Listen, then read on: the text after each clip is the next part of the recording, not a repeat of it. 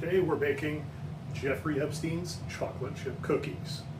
While a double chocolate chip cookie or a chocolate chip granola cookie aren't too unusual, the way that this recipe combines both of those ideas into one is more uncommon.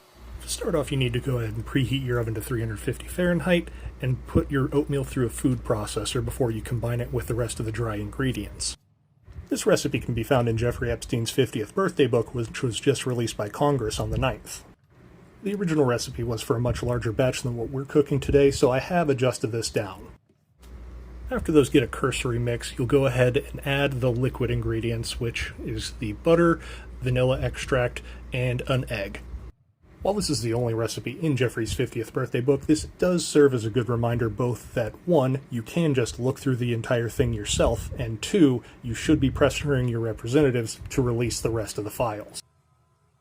This dough comes together fairly quickly, so even if you don't have a stand mixer, it's not too big of a deal to do it by hand.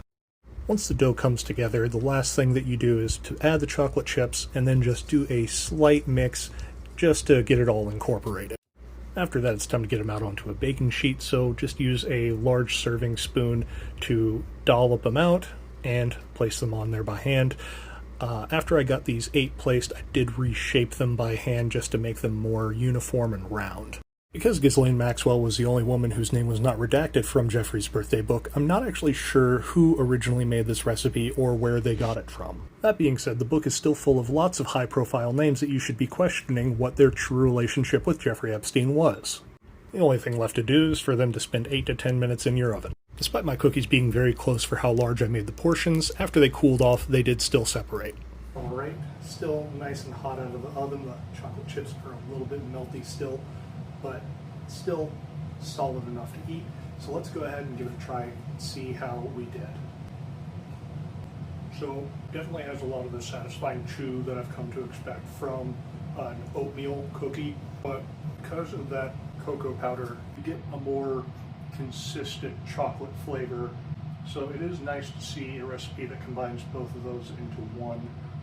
As far as where I rank this, I'd say that the best chocolate chip oatmeal cookie I've had from a mass retailer that you could get one from yourself would be Tiff's Treats, and this honestly blows it out of the water, and I'm kind of mad about that given where I got this from.